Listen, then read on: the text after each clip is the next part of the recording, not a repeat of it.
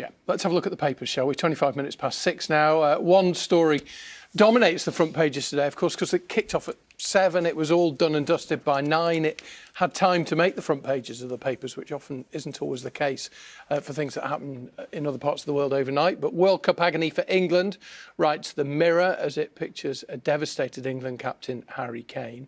So many positives to take, though. That's the way we're reflecting. And Harry Kane had the guts to stand up and, he took one, scored it. Twice. Yeah, he had the, anyway. Just that moment in time where it went wrong. Harry's pain, that's the Sun on Sunday's take following the penalty miss. It writes, England manager Gareth Southgate consoled gutted Kane as millions watching back home, shared the agony. Yeah. It was agony, wasn't it? I could actually watch. It was. Sunday Times headline reads, it's all over for England. It features a photograph of the moment that Harry Kane's second penalty went over the crossbar. Quarterfinals, it's not failure, is it? Come on, people. The Observer also has a photo of Harry Kane, this time alongside Gareth Southgate on the front page. It's leading, though, on a different story. It reports that the Royal College of Nursing and Unison have offered to suspend NHS strikes over the Christmas period if ministers agree to enter, quote, serious discussions over pay, a huge issue over the coming weeks, that is. Should we have a look inside quickly at some of the papers? This is inside the Sunday Mirror. We were talking about the weather earlier with Helen and some of the photographs that people send in. Well, unsurprisingly, snowman here, which someone's made, which is fantastic. Lots of there's some swimmers in the Channel. There's some runners doing a Santa dash down in Sussex. That's Lancashire yesterday. That's Manchester Airport. You can't quite see it at the bottom, sorry.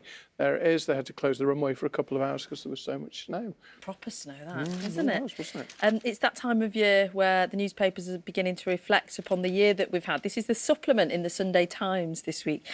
And it just makes you think what a year we've had.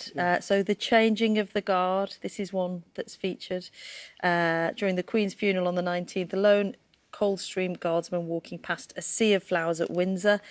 This was, who can forget this scene? Just incredible.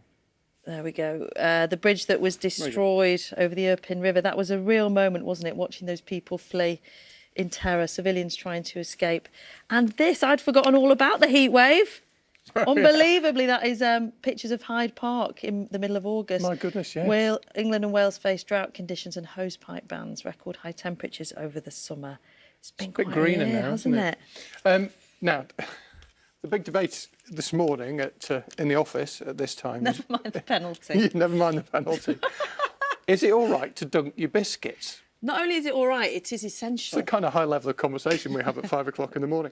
Apparently, Paul Hollywood says it's OK to dunk your biscuits. He does. He even dunks croissants in tea and coffee.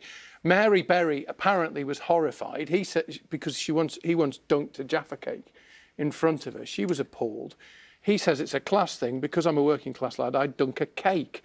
Hopefully not a Mary Berry cake. It's just very risky. It's in the Sun. It's only a tiny, tiny little piece there. But then at 5 o'clock this morning, in strode you to the office and popped a hobnob into a mug of tea. The team sitting out there have often got a collection of delicious snacks, and I arrived and snaffled the last hobnob.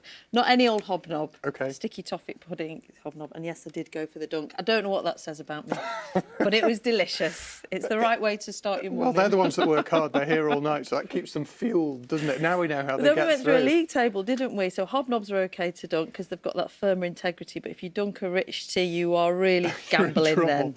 I don't know what he's playing at with the cake either. So if you're sitting at home dunking stuff on the sofa in your cup of tea first thing this morning, let us know. Conduct an experiment, let us know the results.